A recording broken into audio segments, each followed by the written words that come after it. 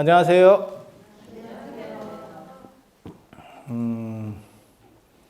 오늘은 146쪽부터 시왕 아니고요. 시왕이 공식 명칭이에요. 방위 얘기할 때도 사방, 팔방, 상하를 합치면 십방 아니고요. 시방. 그렇게 해서 불교가 들어오기 전에 지난 시간에도 그런 말씀을 드렸지만 중국 같은 경우는 사후세계관이 정착되어 있지 않았어요. 그래서 지역마다 좀 다른 것들이 있었고, 그래서 염라대왕이 쉽게 날로 전체를 장악할 수 있는 그런 구조가 만들어졌다는 것. 그러니까 우리도 이렇게 보면 우리 내수적인 것들이 좀 있는 거는 사실은 버텨요. 외부에서 들어오더라도 좀 버텨. 그리고 내수가 없는데도 결국 우리가 이기고 상대방을 손털게 한 것도 있어요.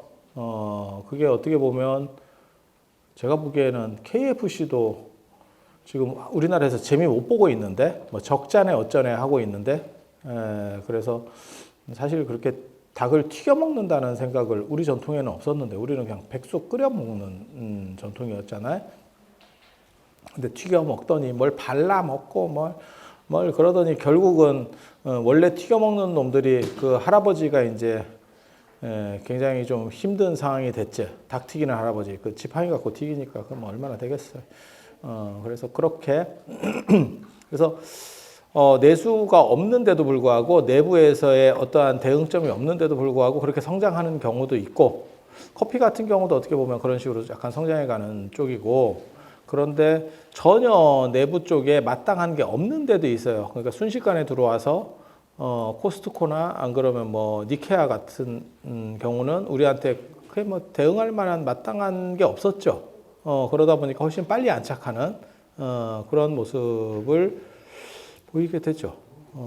그래서 중국에서는 사후세계관들이 여러 가지로 좀 이렇게 땅이 넓으니까 여러 가지 모습들이 존재하다가 인도에서 조금 발전된 게 들어오니까 그쪽에 싹 잡아 먹히게 되면서 시황 구조가 만들어졌다더라.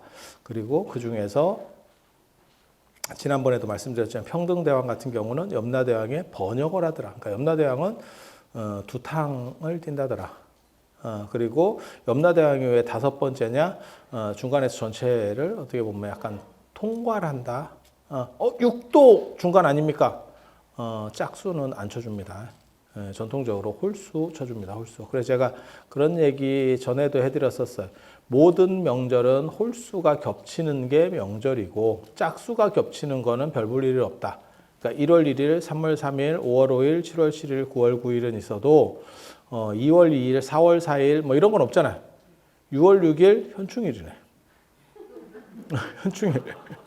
아니 그렇잖아. 근데 짝수가 겹치는 거는 명절은 없어요. 그러니까는 요즘 들어서 어떻게 뭐 이야기를 만들어낼 수는 있는데, 그리고 제가 전에 그 얘기도 해드렸어. 최대 맥시멈 9까지가 최고고 9 넘어는 안 쳐준다. 그래서 11월 11일은 없다. 그리고 중국 같은 경우는 10월 11일이 굉장히 큰 명절이거든요. 쌍십절이라고. 쌍십절. 굉장히 큰 명절인데 그건 손문이 어떻게 보면 지금 현대의 중국을 만드는 청나라를 무너뜨리고 그걸 기념하는 거지 전통적인 건 절대 아닙니다. 그래서 홀수 중심이라더라. 이렇게. 그래서 염라대왕이 중간에서 전체를 다 잡을 수 있다. 그리고 이게 나중에 이제 유교적인 의례랑 겹쳐서, 그러니까는 시황으로 이렇게 어벤져스가 된 거지. 사후세계 어벤져스가 결속이 된 거지. 예, 그게 어디서 만들어지냐면 사천성에서 만들어집니다. 사천 짬뽕 하는 그 사천성 4개의 물줄기가 흐른다 그래서 사천성이거든요. 사천성. 근데 거기가 원래 약간 오지예요. 총나라, 유비 생각하시면 돼요. 그래서 오지고, 자연경관 이런 거는 좋습니다. 강원도 생각하시면 됩니다. 사람 살기에는 뭐 그렇게 좋진 않고 사람이 살기 안 좋은지 네가 어떻게 하느냐? 아니, 상산물이나 기온은 괜찮은데 약간 산지라서 그런가? 뭐 좀 왜 사람 인구수가 안 늘어요 그쪽이? 생각보다 인구수가 적어. 그래서 제가 전에도 그런 말씀 드렸었는데 조조는 아니 유비는 아무리 잘해도 조조를 이길 수 없다. 그 인구수 때문에 이길 수가 없어요. 우리가 중국한테 맨날 저렇게 약간 기분 나쁜 소리를 듣는 이유는 뭐냐면 중국이 우리보다 잘 살기 때문이 아니고 그냥 떡대가 커서잖아요. 막말로 얘기해서 우리는 35,000이고 걔네는 만이니까 3분의 1 토막인데 어디다 이게 어디다 대고 그러고 싶지만 떡대가 큰 거죠. 그래서 그런 생각을 하시면 돼요. 그래서 사천성 쪽에 그렇게 자연이 이렇게 약간 어떻게 지금 보면 아름답고 옛날식으로 말하면 약간 험하고 그러면 주술성이라는 게 굉장히 많이 동네마다 분절되어 있으면서 주술성이 유행을 하게 돼요. 그리고 그런 지역으로 주술성이 강한 지역이 사천과 더불어서 또 한 데가 있죠. 그 사천에 조금 더 옆에서 위로 올라가면 티벳입니다. 티벳. 그래서 티벳도 주술성이 굉장히 강력하고 뭐 이렇게 그래서 거기서 10명의 어벤져스가 만들어지고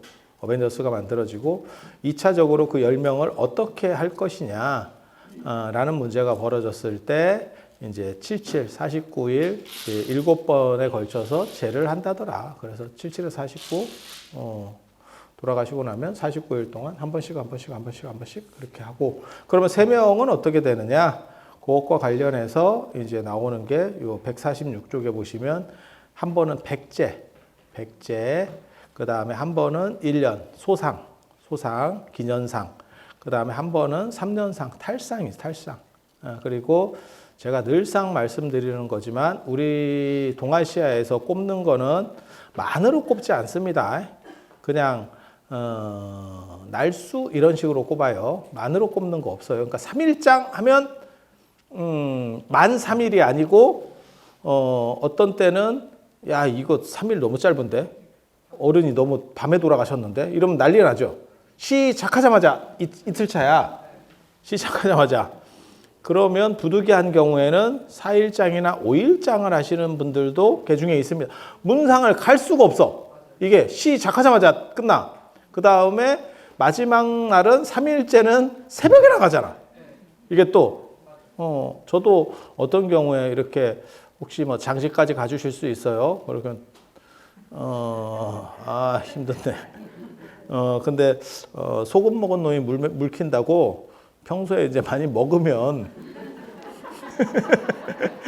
그리고 본지 둘 중에 하나예요. 많이 먹었거나 오래 봤거나 둘 중에 하나예요. 정들었거나 좀 먹었거나 그냥 까놓고 얘기하면 딱 그거예요. 그러면 못한다고 못합니다. 못합니다. 그러면 그냥 가면 될 건데, 집에 들렀다 갈게요. 이러면, 어떠시요? 그 다음에 또 뭐 매장 한다고 산에 막 기어 올라가요. 또 어떤 데는 화장을 했는데 막 산에 가는데, 나 그거 자빠질 뻔도 하고.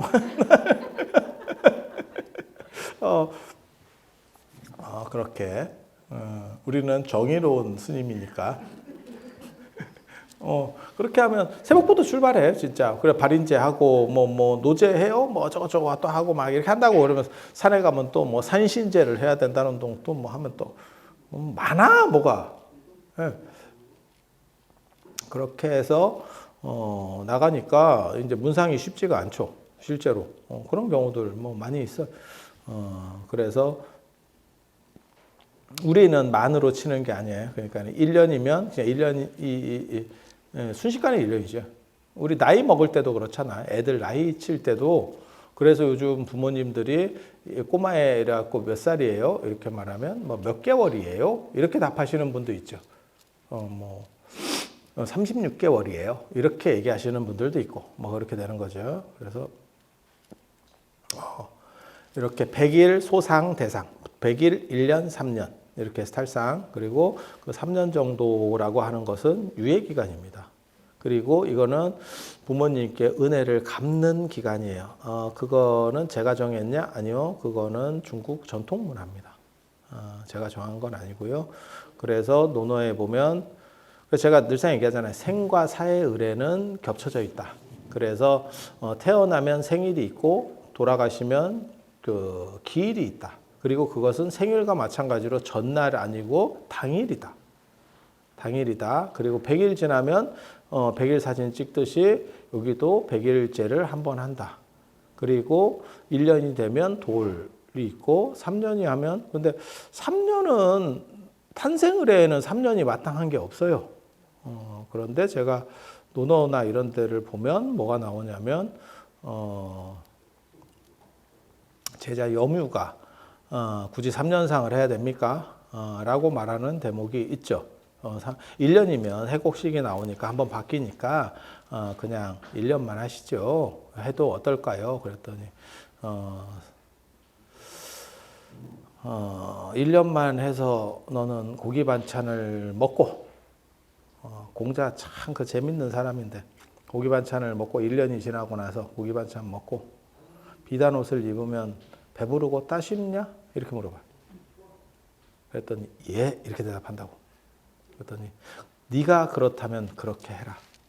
그리고 나가고 나서 저 싸가지 없는 놈이라고 이제 뒷담화를 가기 시작하는데 우리 공자 선생님께서 원래 그런 재밌는 분이에요. 부처님은 약간 재미가 없는 캐릭터고 공자는 이 격정적인 캐릭터예요. 근데 저는 사실 부처님보다 공자가 더 재밌다라는 생각은 해.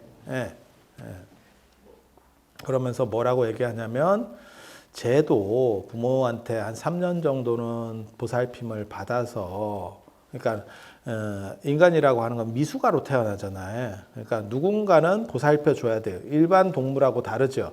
우리가 다 갖추어서 태어나는 게 아니고 소나 말이나 개나 이런 애들은 조금만 어느 정도 있으면 이렇게 어느 정도는 움직이는데 우리는 좀 시간이 많이 걸리잖아요. 그래서 한 3년 정도 돼야 독립성을 가지고 이렇게 할 수 있어서 부모가 3년을 해준 것에 맞추어서 보온을 해주는 건데 돌아가셨을 때 3년을 갚아주는 건데 쟤는 1년 만에 저렇게 생각하는 거 보니까 참 사람이 덜 됐다. 라는 식으로 이야기를 합니다. 그게 합리성을 쫓을 거냐, 안 그러면 은혜를 생각할 거냐에 대한 논점이에요. 논점 자체가. 지금 오늘날에서 보면 공자는 꼰대다. 3년은 개뿔 무슨 1년도 과하구만. 누가 1년 동안 그걸 하겠어. 그죠? 그래서 그런 상황이 됐고 그래서 3년 정도가 지나야 아이가 성장해서 부모로부터의 독립성을 가지기 때문에 3년 그 받은 것을 되돌려 준다라고 해서 3년상이라고 하는 그래서 어떻게 보면 거울이라고 생각하시면 돼요. 탄생과 죽음은 거울처럼 이렇게 서로 맛보고 있다. 그렇게 해서 시왕 세트를 만들었어요.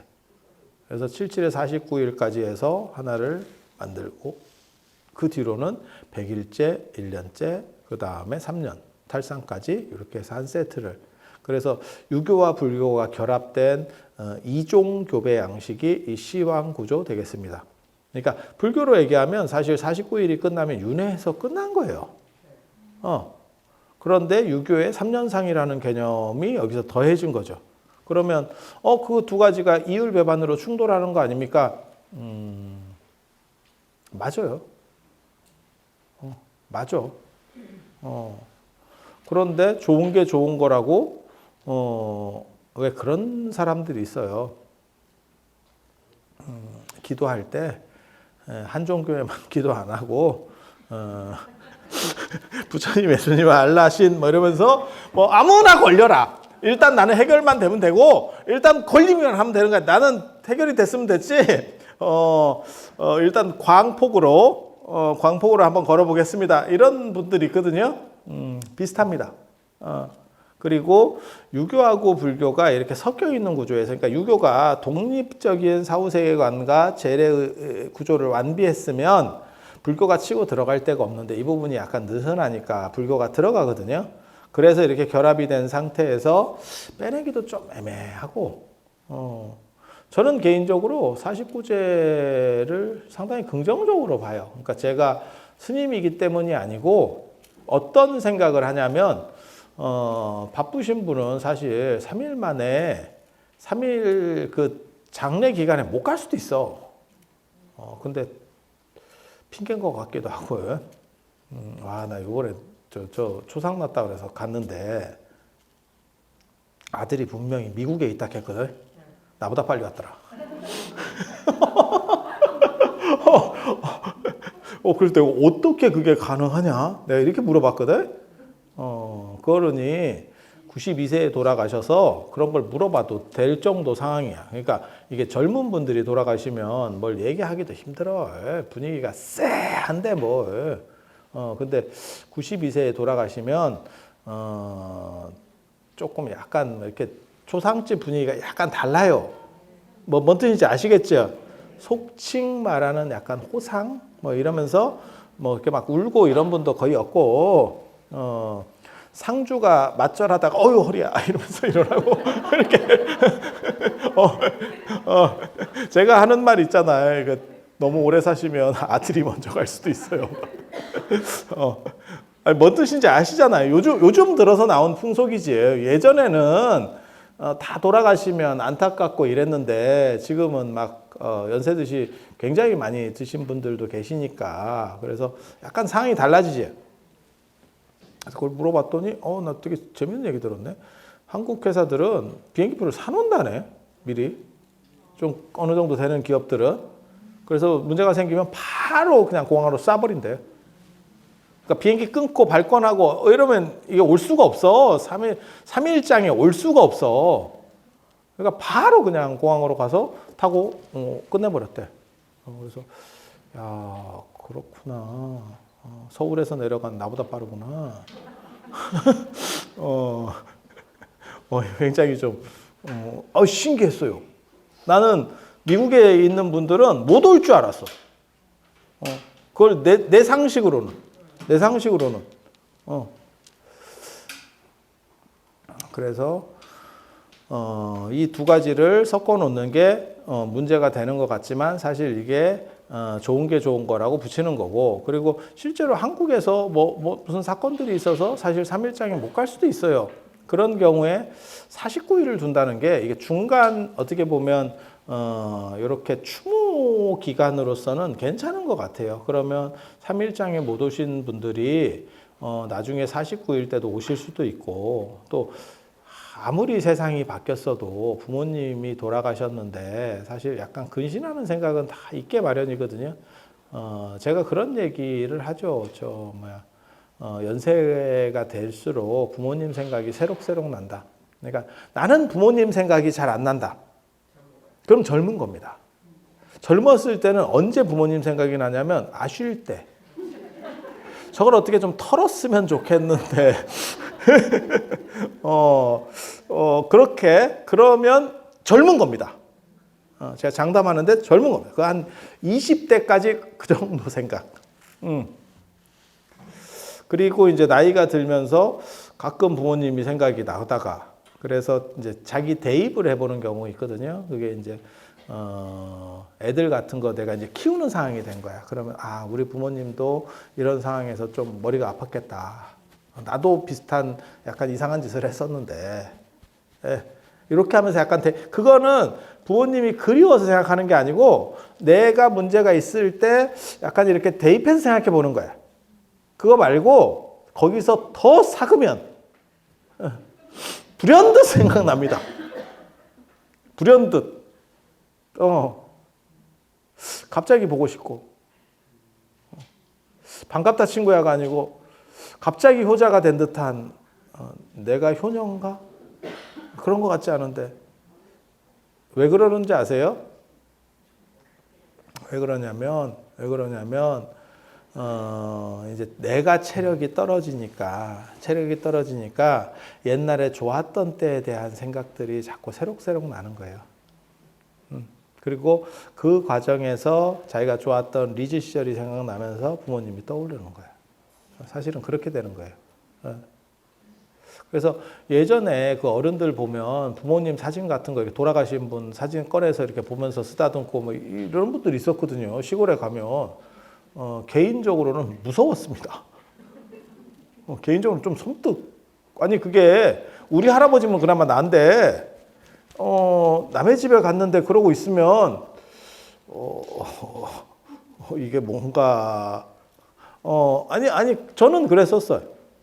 저는 그랬었어요. 그래서 그런 식으로 여러분들 부모님 생각이 많이 나셔? 지금 부모님 생각이 나야 될 정도인데 나는 나지 않는다. 치매입니다. 조금 더 심각해진 거. 그 다음 단계입니다. 그 다음 단계. 그러니까 부모님을 털어야겠다가 제일 젊은 거. 제일 젊은 거. 그 다음에 자꾸 대입해 보는 거. 그 다음에 그냥 생각나는 거. 그나마도 생각 안 나는. 그 다음에는 이제 부모님만 생각이 안 나는 게 아니고 나도 생각이 안 납니다. 나도 생각이 안 나. 이제 무념무상의 단계에 이르러서 그렇게 이제 가는 거예요. 그래서 49일 동안 그 중간 단계의 추모 기간을 가지는 게 저는 그게 되게 좋아. 누군가 죽으면 잊혀지게 마련이거든요. 그래서 우리 얘기할 때 그런 쓸데없는 얘기도 하잖아요. 죽은 놈만 불쌍하다.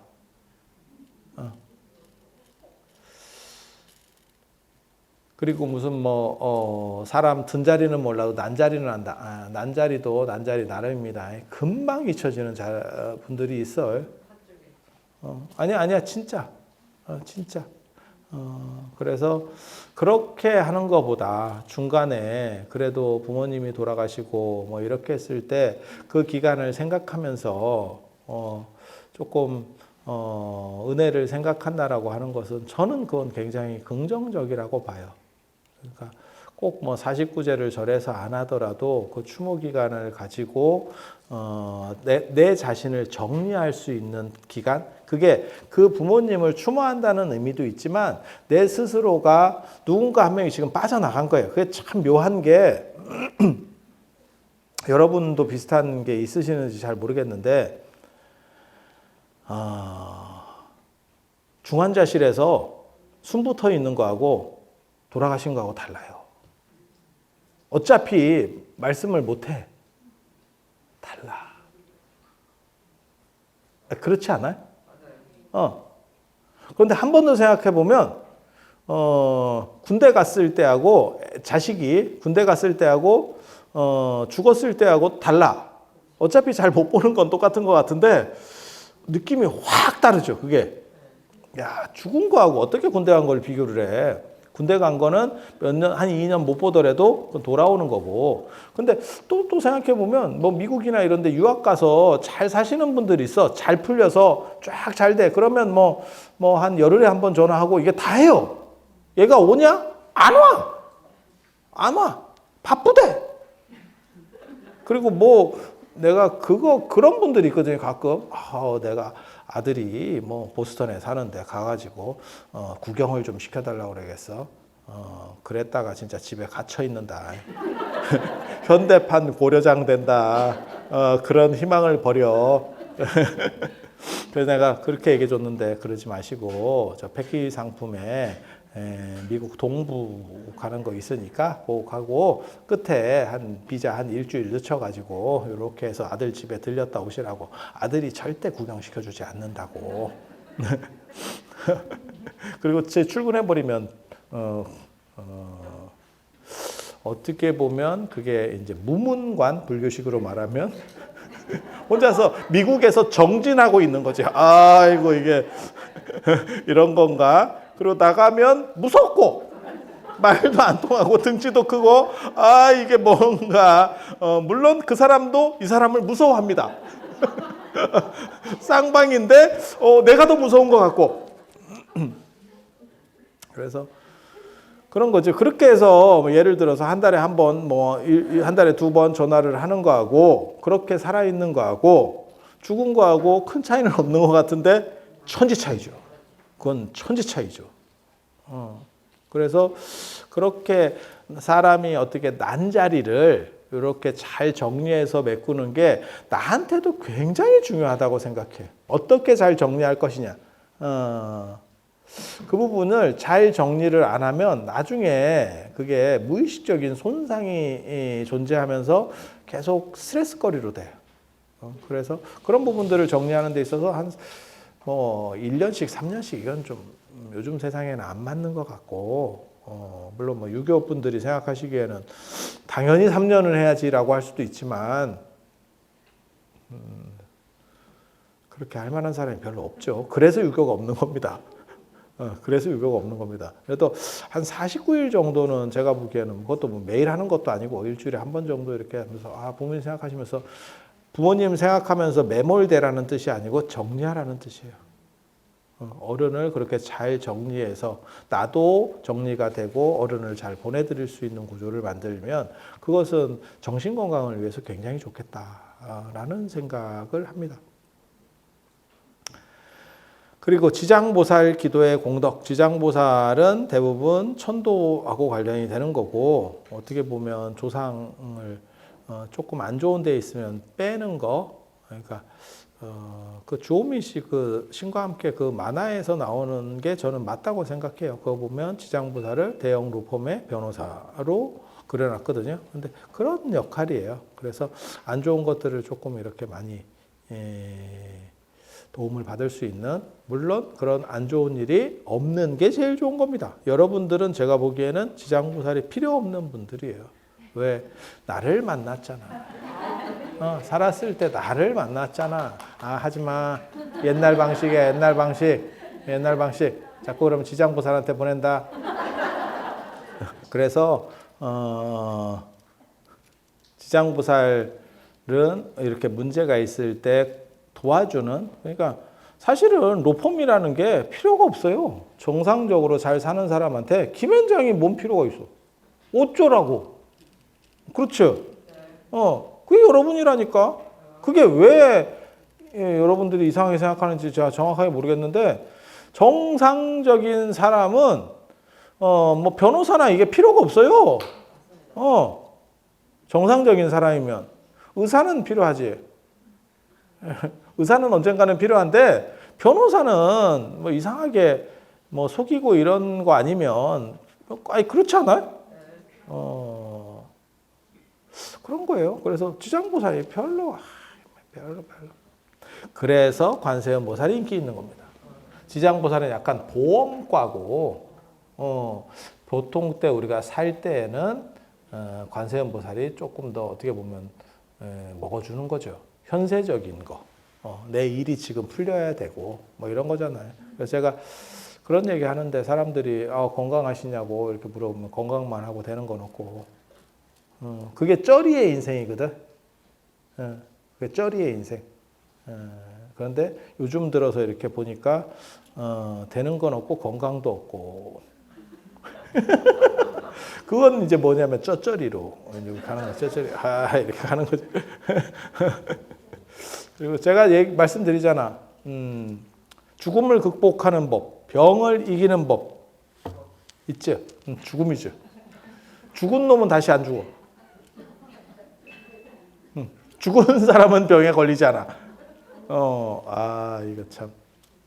그래서 철학적으로 죽음을 긍정할 수 있느냐라고 하는 거는 진짜 철학과 종교에서 엄청난 사실은 논점이에요. 논점.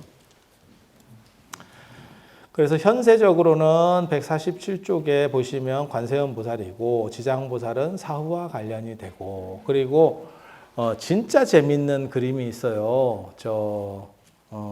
보려불화나 이런 데 보면 관음지장 병립도라고 하는 게 있습니다. 관세음보살과 지장보살이 나란히 이렇게 두 분이서 서 있어. 원래는 2단으로 그리는 경우도 있어. 2단으로 그리는 경우도 있는데 우리나라는 둘이 양쪽에 이렇게 서 있어. 제가 그거 되게 좋아하거든요. 그 관음지장 병립도. 그래서 나중에 내가 불사를 하면 그런 분을 한번 좀 모셨으면 좋겠다라는 생각을 하는데 그게 뭐냐면 3과 4, 5 세계에서 양수겹장으로 내가 다 하겠다. 일종의 출장 입상이지. 출장 입상. 나가면 대장군, 들어오면 재상. 중국식으로 조금 더 고등하게 표현하면 내성외왕이라고 합니다. 안쪽으로는 성인, 밖으로는 임금. 양수겹장이라는 뜻이에요. 그걸 성군이라고 해요. 줄이면 성군, 성스러운 군주. 이렇게. 그렇게 해서 관세음보살하고 지장보살이 양쪽에서 전방위로 문제 생기면 지장보살, 보통 때 해결하는 거는 관세음보살. 팀 좋지. 근데 이제 제가 그 불화를 보면서, 고려 불화를 보면서 약간 생각을 한 거. 이게 어떻게 보면 협동 과정인데, 대학원으로 얘기하면 협동 과정인데, 제가 지금까지 대학원에서 협동 과정 치고 제대로 되는 걸 못 봤거든. 이게 서로 미루더라고요. 뭐하고 똑같은 거냐면, 그거랑 똑같아. 누가 화살 맞았는데, 그거 이제 외과에 갔대잖아. 화살을 맞았으니까. 그랬더니 가위로다가 딱 잘라주고 내과로 가세요. 라고 했다는. 그렇게 되지 않을까 싶은데, 이거보다 더 놀라운 그림이 있어요. 내가 그 그림을 처음 보고 세상에 이런 그림이 있나 싶었거든. 그게 아미타지장병립도예요. 아미타지장병립도. 그러니까는 아미타 부처님하고 지장보살이 마치 결혼식 사진처럼 이렇게 나란히 서 있는 거예요. 와, 나 그거 처음 보고 기절하는 줄 알았어요. 아니 도대체 지장보살이 얼마나 세면, 보통은 부처님보다 작거든요. 사이즈를 작게 그리거든요. 보살은. 일반 사람은 더 작고, 그거를 이제 그거를 전문적인 말로 뭐라고 해야 하냐면 주대종소법이라 그래요. 그러니까 주인공 센 거는 크게, 주대 종소, 그러니까는 좀 부속적이고 좀 찌리하면 쩌리는 작게. 이해가 됩니까? 그래서 그림상으로만 딱 봐도 누가 메인인지 딱 보여. 그림도 그렇고 이런 불상 만들어 놨을 때도 다 그래요. 그럼 부처님은, 앉아 계신 부처님이 서 있는 보살님보다 커.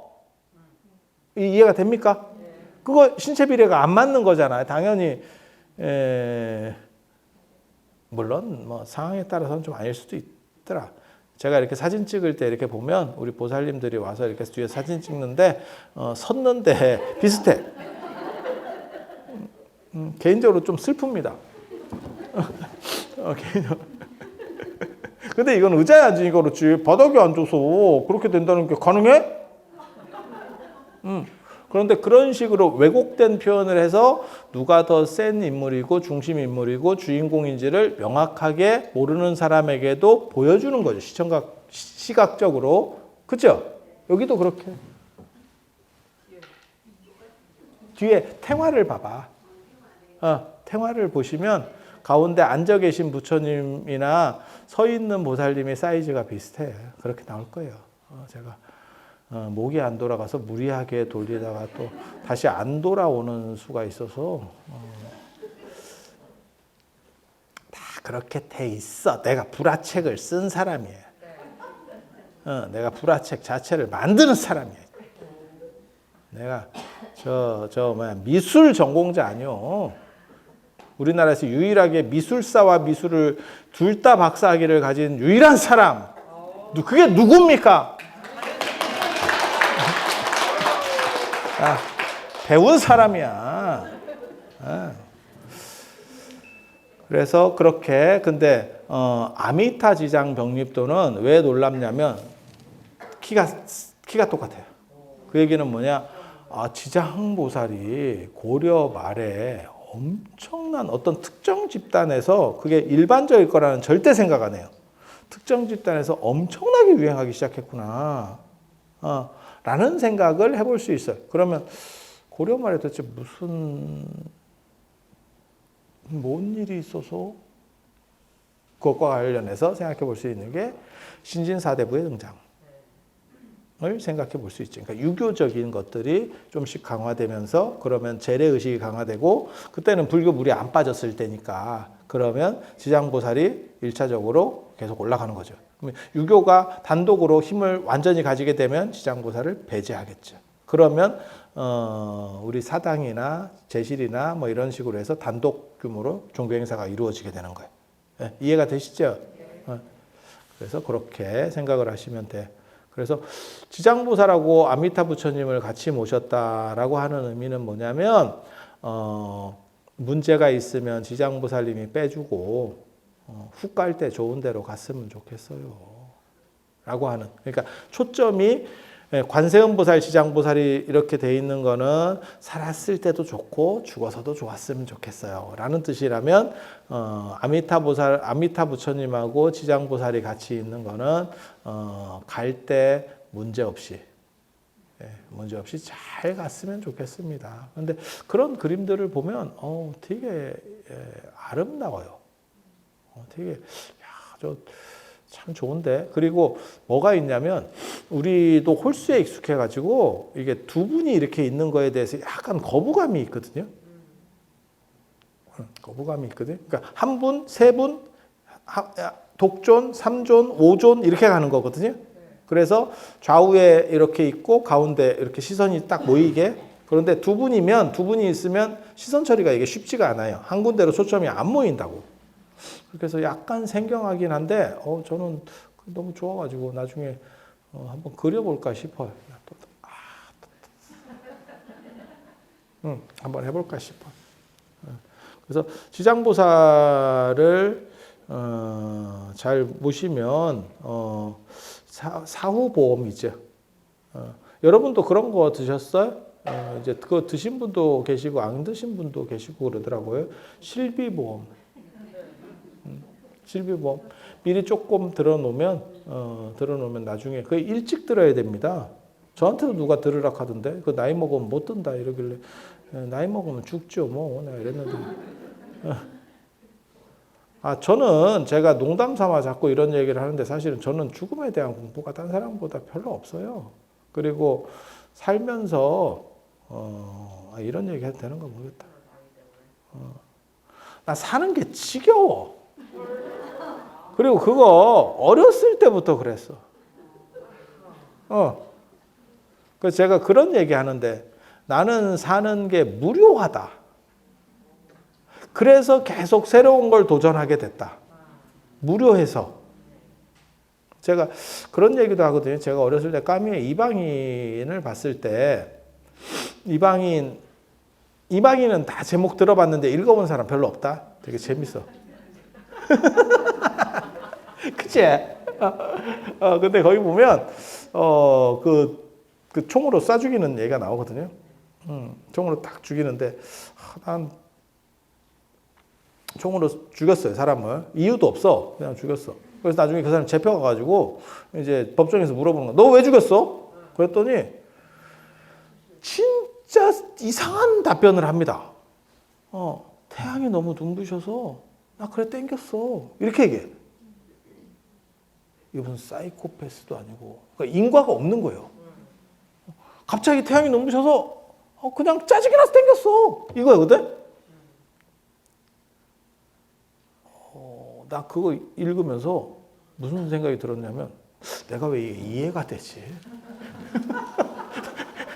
이게 이해되면 안 될 것 같은데 왜 납득이 되지? 이게 약간 무료해. 우리 좀 그런 병이 있어. 죽음에 이르는 병인 것 같아요.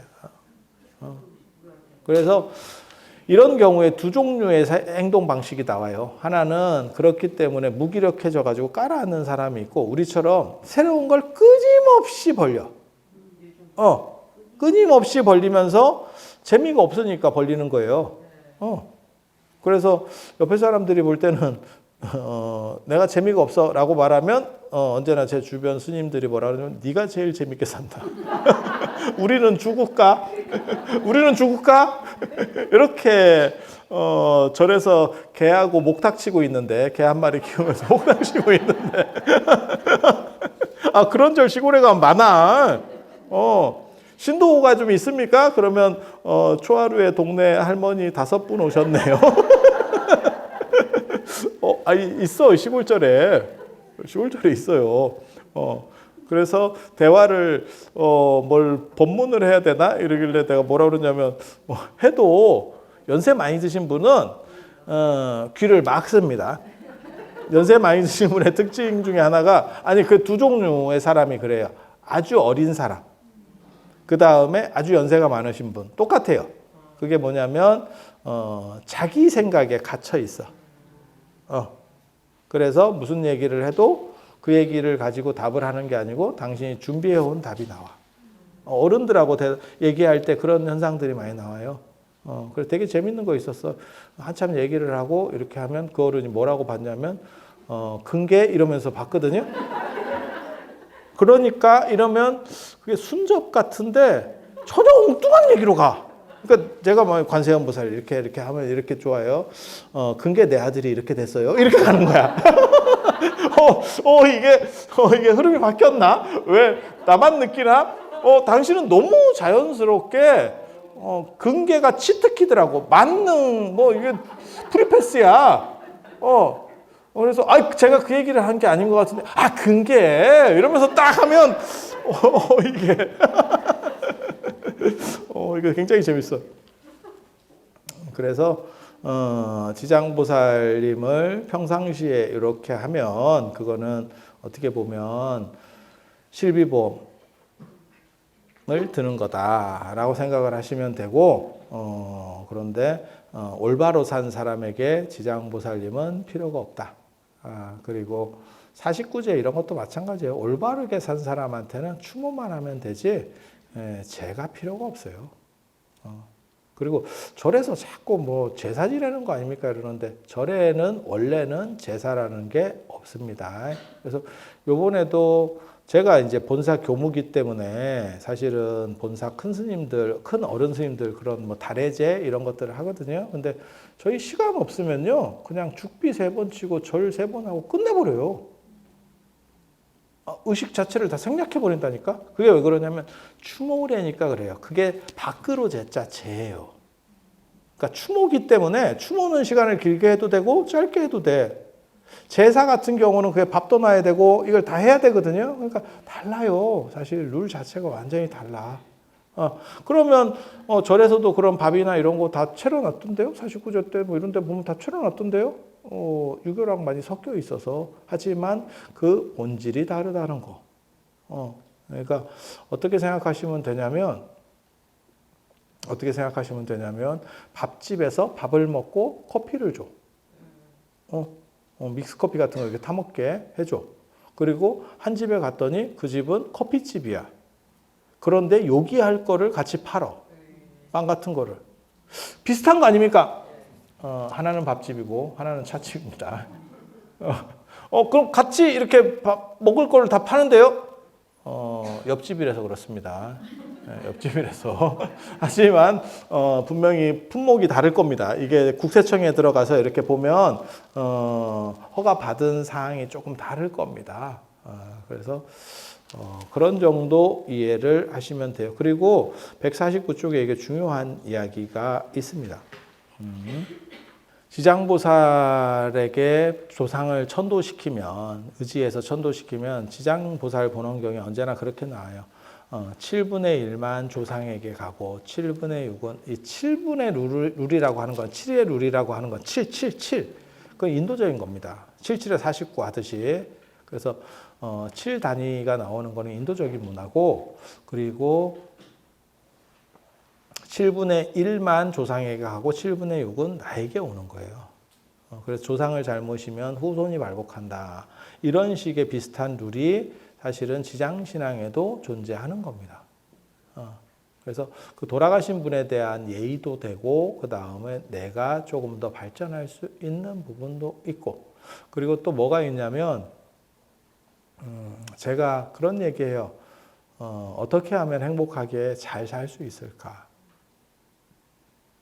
를 얘기할 때 저는 하이데커의 행복론을 되게 좋아하거든요. 독일 분이에요.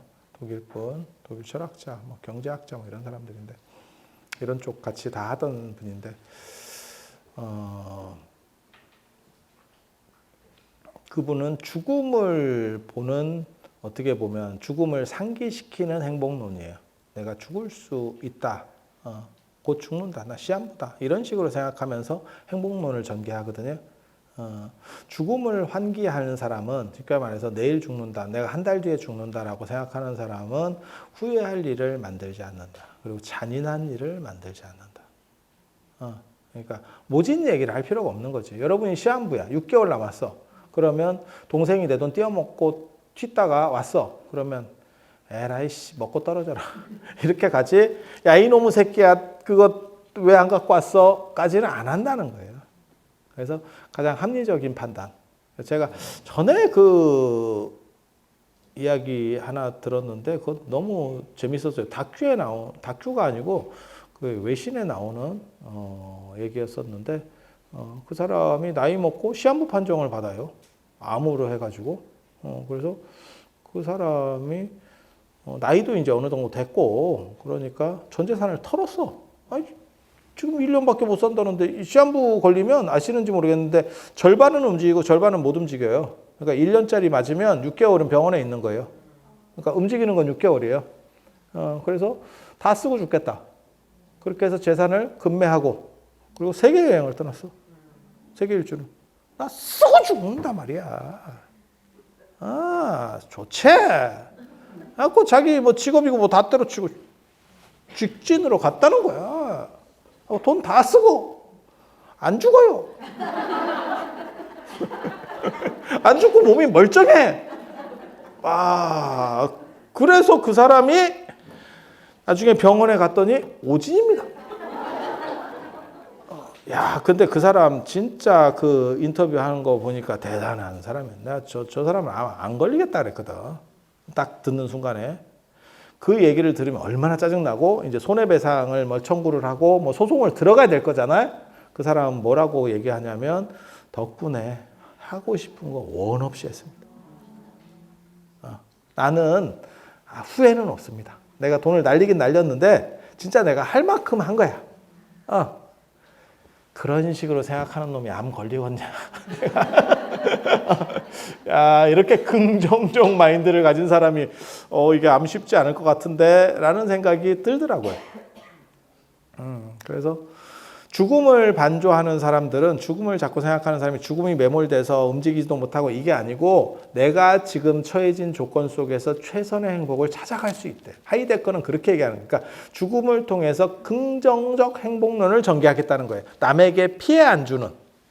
그러니까 예를 들어서 부모님이 보통 뭐 전화가 온다거나 이러면 자식 입장에서는 다 바빠. 자식이. 제가 늘상 얘기하는 거 있어요. 이 세상에 전화를 했는데 바쁘다고 하는 거는 다른 게 아니고 너한테 크게 관심이었고 네가 1순위가 아니다라고 하는 말과 같다. 진짜 센 놈한테 전화 오면 모든 게 다 바뀐다. 아니면 내가 진짜 좋아하는 사람한테 전화 오면 다 바뀐다. 그러니까 우리 같은 사람도 그렇잖아. 뭐 예를 들어가지고 누가 전화하면 제가 부득이하게 딱 받으면 내가 이제 기차 같은 걸 타고 있는 거야. 그러면 저도 이제 거기서 전화를 받을 수는 없으니까 자, 기차 다음에 이렇게 딱 끊거든. 센 사람이잖아. 복도로 나가지. 복도로 불이렇게 튀어나가지. 그걸 그게 뭔 헛소리야. 그럴 것 같지 않아요? 100% 그래요. 100% 그래요. 그래서 부모님이나 이런 분들 전화 오면 뭐 바쁘다 어쩌다 말하는데, 내가 만약에 1년밖에 못 산다. 아니면 부모님이 1년밖에 못 사신다. 그러면 그렇게 못해요, 사람이. 내가 진짜 소중한 것은 누구인가? 내가 진짜 해야 될 일은 무엇인가에 대한 판단들을 환기해 보게 돼요. 그게 행복 만족도를 높일 수 있는 그게 삶이라는 거예요. 그래서 그런 식으로 본다면 지금같이 노년이 길어진 세상 속에서 체력이나 이런 것들은 많이 떨어지잖아요. 그러니까 최대한 그 조건 속에서의 최대한의 행복은 무엇인가에 대한 것들을 찾아 나가야 돼요. 답이 있느냐? 답이 마땅히 없었어. 그러니까 젊었을 때 내가 참 잘 나갔고 행복했는데 좋았는데 그때 리즈 시절을 생각한다고 그 시절로 돌아가지 못한다니까. 그러니까 지금 내가 처해 있는 환경 속에서 어떻게 하면 행복할까에 대해서 생각하는 것이 가장 바람직한 행복 코드다. 그래서 지장보살, 뭐 지장의 절에 이런 거 만들면 자꾸 이렇게 꺼려 하시는 분들이 있어요. 내가 갈참인가? 이게 지금 정신적 경로당인가? 아니면 요양원인가? 이렇게 생각하시는 분들이 있는데 굳이 그럴 필요 없어요. 그냥 터놓고 그 자체를 즐길 수 있는 구조에서 내가 어떻게 하면 노년에 행복한 걸 찾을 수 있는가. 그리고 원 없이 사는 거라고 하는 거를 좀 해보셔야 돼요. 여러분들은 그게 아마 저하고 약간 다른 점일 거예요. 제가 여러분들에게 약을 올린다면 저는 진짜 제가 해보고 싶은 거 거의 다 해보고 살았어요. 크게 좋은 거는 못 해봤어도, 그러니까는 뭐 유럽 여행을 가고 싶어요. 그러면 다 가봤어. 물론 탁자 칸에 10시간씩 껴서 갔어. 그러면 내가 잠깐 잠든 사이에 밥 지나갈까봐 눈깔 뜨고 있고 밥 먹고 잤어. 그래도 나 가봤어. 그 밥 시간 되면 그 비에 이런 거 있어요. 맨 뒤에 타면 차라리 다행인데 그 앞쪽에 타면 이렇게 이제 커튼이 쳐지잖아. 그쪽은 별세계요. 자빠져가지고 벨 누르면 밥을 줘. 우리는 눈은 이렇게 딱, 자면 안 된다, 자면 안 된다, 먹고 자야 된다, 나 지금 먹고 자야 된다, 이래 해야 되고, 그리고 음료수라도 한 잔 더 마시려면, 주었을 때 한번 빨리 마시고, 한 잔 더. 이렇게 해야 되는 약간의 추접스러움은 있지만, 그래도 가봤어! 가봤으면 됐지. 부자의 에펠탑과 가난한 자의 에펠탑에 차이가 있어? 그건 뭐 쥐 거야? 쥐도 한번 올라가 봤고 나도 한번 올라가 봤지. 쥐는 뭐 거기 꼭대기에 살 거야? 그 뭐 무슨 뭐 펜트하우스야? 그래 생각하시면 돼. 그리고 그 옵션으로 몇십 유로 내면 세느강 야간 투어 에펠탑 발광하는 거 보여주잖아. 에펠탑이 지랄 발광을 하고 있다. 그런 거 보셨지? 그럼 됐지 뭐.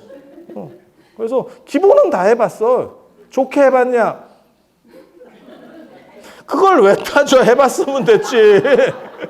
해봤으면 됐지. 여러분 저보다 더 좋은 것도 해봤잖아. 결혼해봤잖아. 좋게 됐느냐? 그걸 왜 따져? 해봤으면 됐지. 그렇게 생각하면 편해. 왜 그걸 자꾸 따져? 자꾸 따져. 여러분이 연세가 드셔서 머리숱이 줄어들고 이렇게 자꾸 빠져도 내가 너보단 많다 이렇게 생각하면서 우리 같은 사람을 보고 살아. 웃지 마. 내가 더 많아. 나 잘라서 그렇다. 나 있다. 그래서 이 정도로 해서 지장보살 이야기, 그리고 지장보살 기도법은 맨 뒤에 보시면 150쪽 보시면 나무 남방화주 지장보살이 지장 16경에 보면 남쪽에서 와요. 남쪽에서 온다라는 게 있어. 그래서 남방화주야. 그래서 남방화주. 그리고 이런 것 때문에 오대산에 보면 남쪽이 지장보살이에요. 남대 지장암 이렇게 돼 있어요. 옛날 사람도 알고 있었어. 근데 애석하게도 요즘 사람들은 이걸 잘 몰라. 그래서 왜 남방화주지? 남쪽에서 와서 이렇게 해줘. 유명교주는 유명한 교주인가? 사후세계의 짱 이런 뜻이에요. 유명이 이제 여러분 이제 좀 있으면 갈 때요. 조금 갈 때 약간 어두운 세계. 약간 어두운 세계. 극하고 어두운 세계. 흑백의 세계. 대원본존이라고 하는 거는 큰 원을 가진 그 큰 원이라고 하는 뜻은 무엇이냐면 지옥이 비기 전에는 성불하지 않겠다. 그 전에도 제가 그 말씀을 드려서 지장보살 처음 얘기할 때도 그 얘기를 드렸어요. 전 세계의 어떤 종교도 지옥을 피하라는 말은 있지만 내가 먼저 지옥에 가서 너네들을 건져내겠다라고 말하는 종교는 없다. 그리고 그 종교가 불교인데 그게 바로 지장보살이다. 그래서 지장보살이야말로 위대한 서원의 최고라는 의미로 대원본존이라고 한다.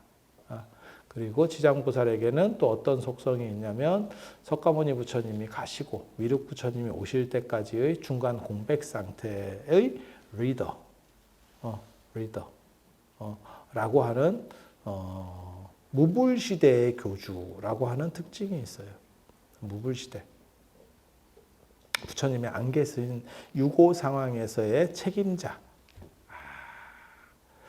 이래서 지장보살 때문에 미륵보살이 늦게 오는구나.